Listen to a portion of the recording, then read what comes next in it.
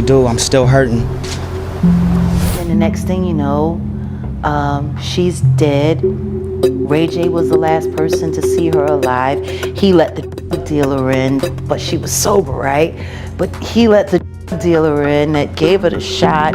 Put it all together. When I first heard she passed away, I said, my God, somebody gave her a bad bag. Cocaine. Yes, I promise you, that was the first thing that came out of my mouth. And then I saw Ray J.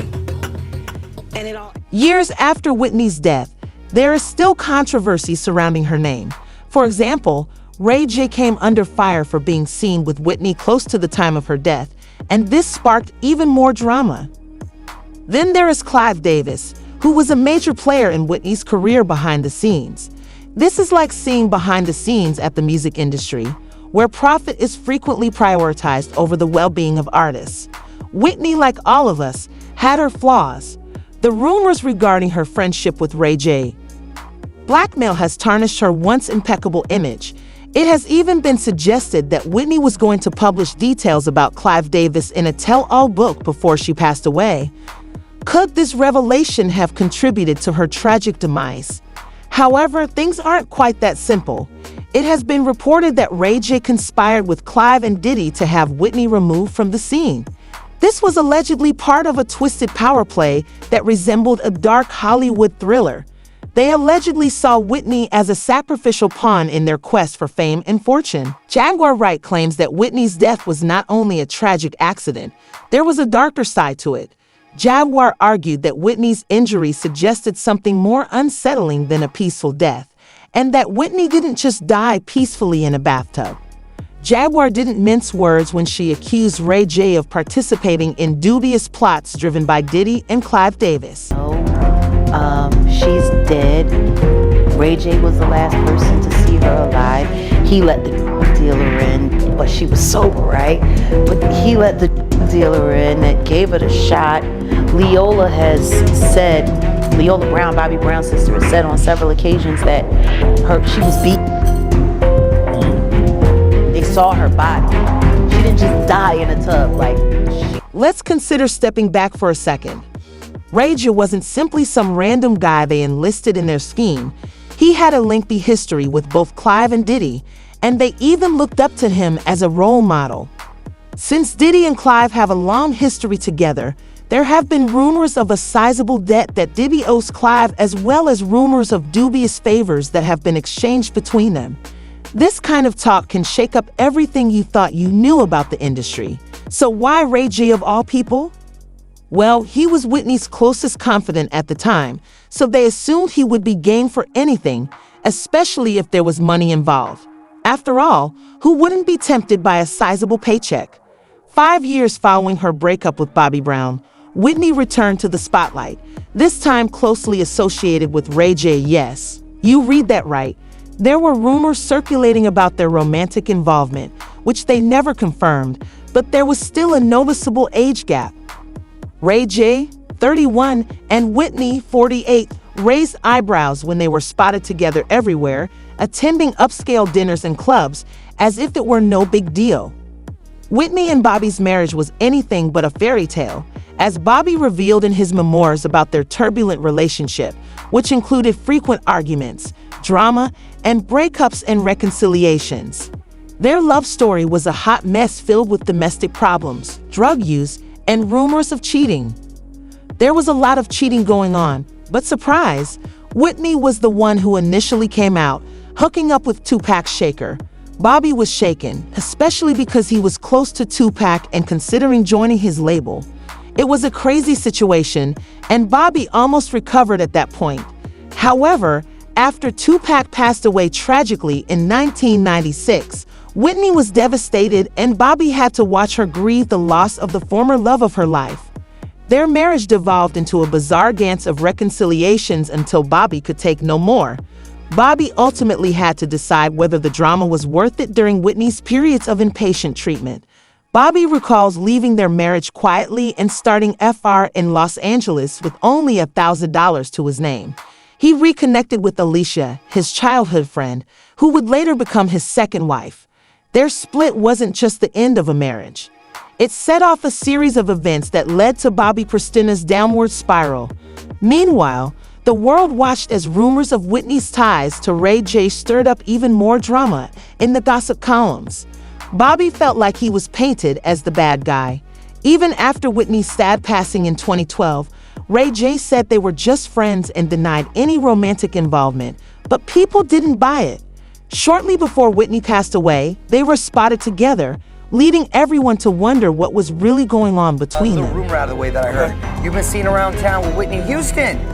Now, I know the rumors back in the day that y'all were hanging out. Well, what's the deal right now? We hang, you know, it's Grammy weekend and she's in town and we had dinner and, you know, she's such an icon to where it reaches the masses. But, you know, we had a good time, we had dinner, that's it. So, platonic, good friend. Hey, there's worse This is when things start to get dark.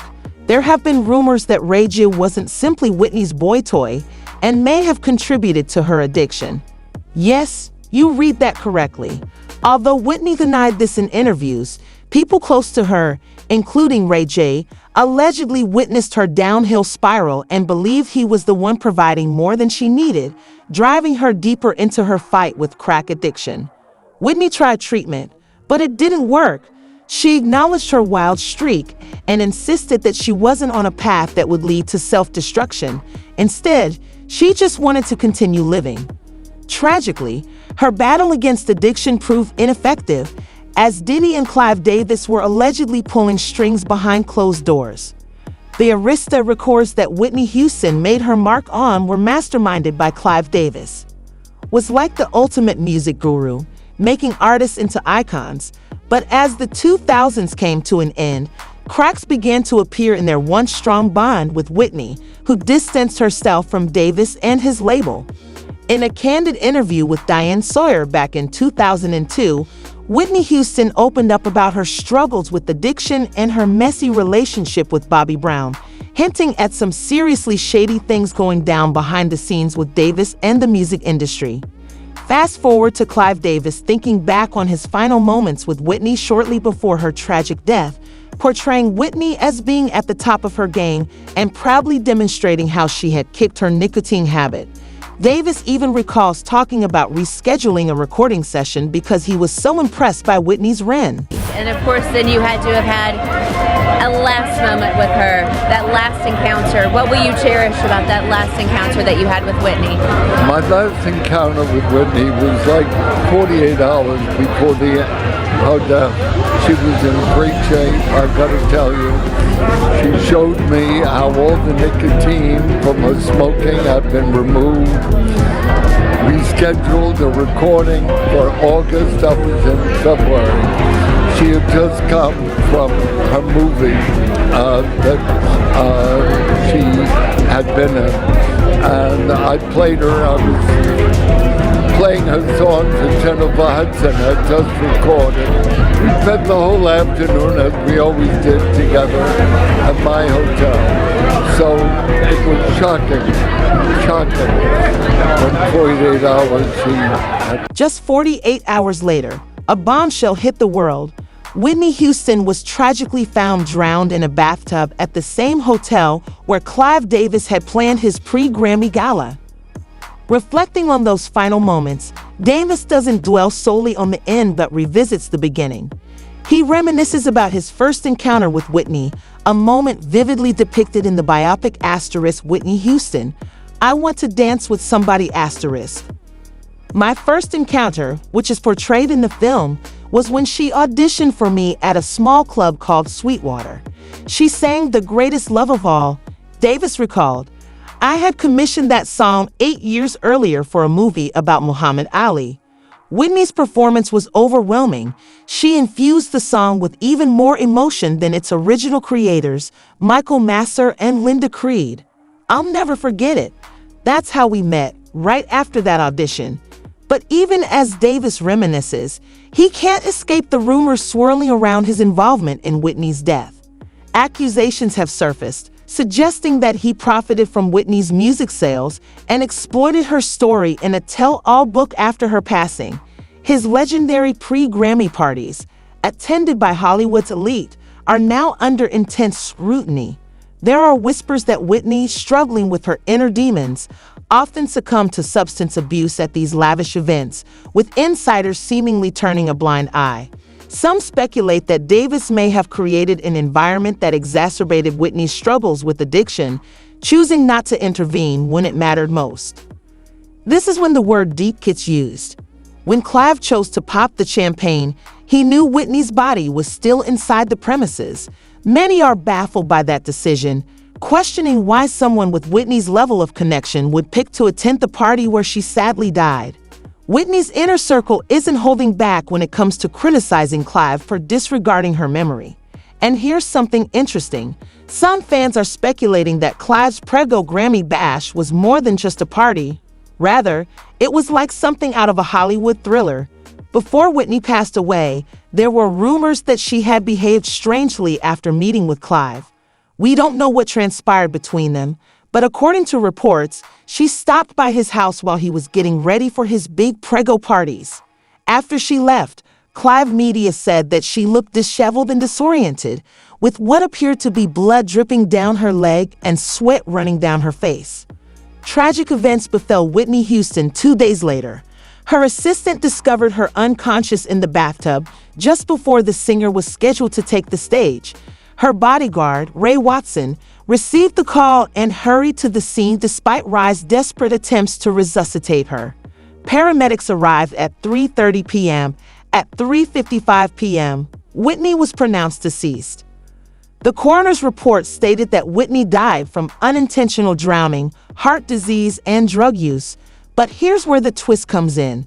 The revelation shocked Los Angeles and beyond. Despite discovering narcotics, the coroner declared that they weren't sufficient to result in her demise. The strange thing about this is that Clive refused to call off his party, which earned him flack from everyone. The most he did was give a speech at the party saying that by now, you have all learned of the unspeakably tragic news of our beloved Whitney's passing. Surprisingly, Whitney was still breathing when she went under, so what really went down in those critical moments? In front of so many close friends, I don't need to hide my feelings. I am personally devastated by the death of someone who has meant a great deal to me for a long time. Whitney was a beautiful person with unmatched talent, and he wasn't upset enough to cancel the celebration, which is what's even worse. Saying what you want about Whitney's death, but the party took place in the same hotel where she passed away, and they hadn't even removed her body yet. Unsettling content. Having a lavish celebration when your friend's body is only a few floors above in a hotel room is so strange that even CBS News reporters noted that Houston's corpse stayed in the room for several hours after the emergency personnel declared her dead downstairs. A private investigator's extremely unsettling report revealed that Whitney had some defense wounds on her body, and Davis's lavish celebration proceeded as scheduled, with investigators prowling the hotel lobby and women walking toward the red carpet in designer ball gowns and men in tuxedos. Wright has further supported this, stating that Whitney did not pass away in a bathtub as previously reported. Interview 1258/13/7. Though there were no indications of foul play at first, the truth remained elusive, leaving everyone perplexed and depressed. As more information emerged from investigations, including an autopsy and toxicology tests, the situation became more real. The Lug County Coroner's Office confirmed Whitney died from drowning, exacerbated by heart disease and drugs in her system. Despite the autopsy finding no external injuries, some fans remained uneasy. Whitney's death appeared to be more than just a coincidence when Ed Winter, the coroner investigating the case, suggested that there might be more to it. They found prescription drugs, but not enough of them to kill her. Bobby Brown suggested that someone close to Whitney may have been involved. When Whitney's ex-husband received the heartbreaking news while on tour, he hurried to the hotel, but was violently turned away by the police.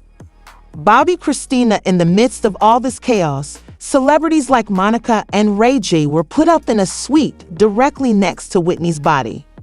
It was a strange mix of anguish and celebration. Whitney's daughter was left to deal with her pain all alone, confined in the hallway, only hoping she might see her mom one last time. Feelings fans were furious when they learned that a party was being held while Whitney's body was still in the hotel. They couldn't believe the disrespect. Rumors were flying wild, especially with insiders spilling all kinds of secrets. And then there's this video from a few days before Whitney passed away. She was passing notes to Brandy during an interview and kept saying, "Drowned. It's all just a wild man." Bobby's brother Tommy tried to recover from the scene, but it was like trying to stop a freight train with a feather. It's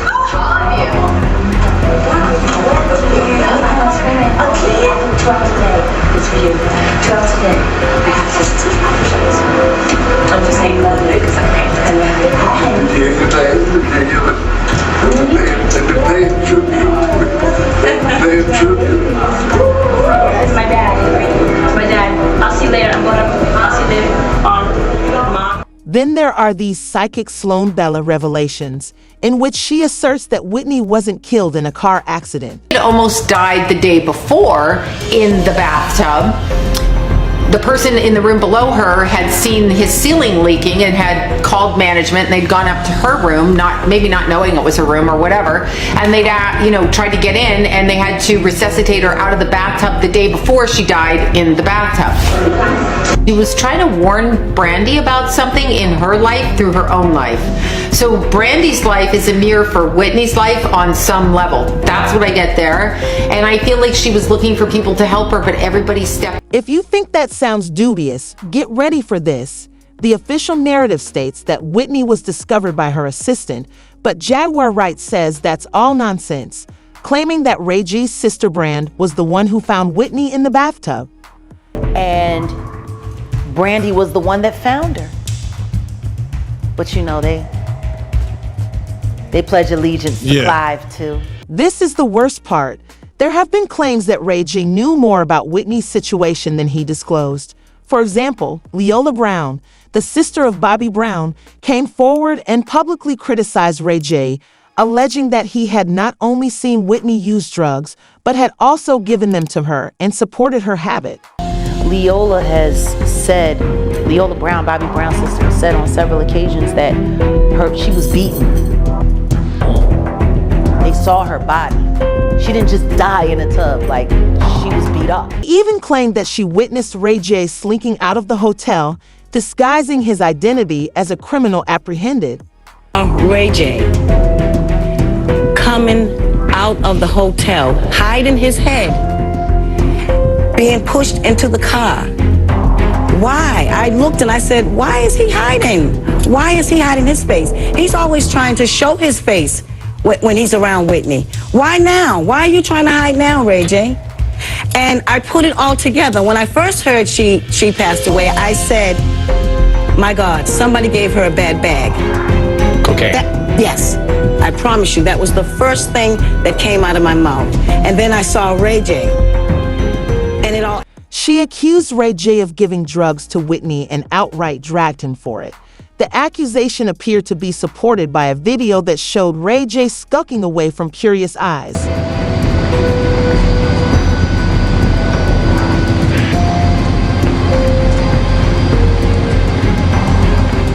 As the Jaguars took over for Bobby Brown, his sister pulled Diddy into the dispute, accusing ACC of having him pick up skills from mentor Clive Davis. Clive Davis did for Whitney Houston while he was busy trying to bring her back. See, people forget, before she came to the United States, he sent her on an international tour. And she went out on tour and she was still getting high at the time. Not because you're happy that she's falling apart, it's just she's doing the crackhead antics so dope. You know what I mean? She was in it. Huh? Nigga, what is my key, bitch? Like she's in front of the president of Kazakhstan. Oh my God. Oh my God. But it was good enough to get that check though. And then he put her in rehab to clean her up right before it came time for America, because she had to at least appear sober in America for the whirlwind story. And then they brought in R. Kelly to do that song for her, the pedophile. That she had to use auto-tune to sing because her lungs were so jacked up. However, according to Jaguar, there's more to this whole story. When Ray J brought a drug dealer into Whitney's room knowing that she needed assistance, and here's the terrifying part, she says he wasn't simply standing by, and that night he had a key role to play. Whitney allegedly struggled against the unwanted visitor, as evidenced by her body's apparent signs of strain. Jaguar continued her hinting at a larger scheme involving Clive Davis and Diddy, suggesting that their intentions may have extended beyond Whitney's passing and that they may have been interested in Whitney's daughter, Bobby Pristina, who may have been concerned that she knew something significant. As if that weren't enough, the coroner's report revealed yet another twist. The first to reveal this was Stunna Girl, who said, "Instead of constantly worrying about me, Ray J needs to focus on what he did to Wendy Williams. She ain't been the same since you took her on that drug binge gang." Whitney had minor injuries and a bloody nose, looking as though she had been in a fight. However, officials say that while Whitney's voice was fine, her lungs were so damaged that she couldn't even sing a note. This news caused a lot of buzz, especially with. Following a series of medical tests, Wendy's team announced in February 2023 that she had been officially diagnosed with primary progressive aphasia and frontal lobe dementia, FTD. This information, along with Wendy's health difficulties and subsequent updates, stunned everyone. We have long known that Wendy's inner circle was allegedly making things worse by essentially forcing drinks into her hands and making money off of her struggles as long as she kept bringing in big bucks for them. Her symptoms, which together have a significant impact on her language, communication behavior, and cognitive functions, have already presented significant obstacles in her life. DJ Booth, a former Wendy Williams show DJ, was one of the pioneers of the 2020 Tea League. He abruptly left the show, leaving viewers wondering what had happened. For a little while, DJ Booth served as Wendy's main DJ. His abrupt departure got people talking, and it turns out that he left because he couldn't stand seeing the producers and managers take it all in stride while Wendy did nothing to assist. One fan wrote on Instagram, "Wendy, you really need to close your show. Get assistance, you guys don't know what's really going on, and everyone there is scared to speak up for fear of losing their jobs, so this is going to turn out badly." Another fan commented on this saying, "You don't listen to them, probably why DJ Booth left the show." To which DJ Booth replied, "Yep, exactly, and it will all come out. I pray for Wendy's crew and the victims. She tried treatment and even stayed in a halfway house, but she kept going back to her addiction. Now that she's tuned into dropping bombs, it seems that Wendy's crew encouraged her addiction because they believed it would be easier to control her when she wasn't mentally stable." Ray J's potential role as one of the alleged enablers to catch you up is causing fans to go crazy. It makes you wonder, Wendy and Ray J have been close for years. At times, their friendship was such that rumors about their relationship going beyond friendship, possibly even a covert romance, began to circulate. Despite their denials, both of them insist they are just excellent friends. During Wendy's difficult times, Ray J was by her side a lot, and there are many photos of the two of them. With Wendy occasionally appearing somewhat deranged, let me clarify that I'm not endorsing the claims made by Stunna that Ray J hooked her up. Rather, I'm simply reporting what's been circulating. At this point, people are connecting the dots, and it appears that Ray J has a lot of questions to address because fans have been asking why Whitney Houston's death was not investigated as a potential murder. This guy is only famous because of his sister, who is talented and fascinating. A girl appears out of nowhere, suggesting that Ray J had anything to do with Wendy Williams' current condition. Ray J was with Whitney Houston just before her death, so why wasn't he questioned? Check out the next video and leave your thoughts in the comments.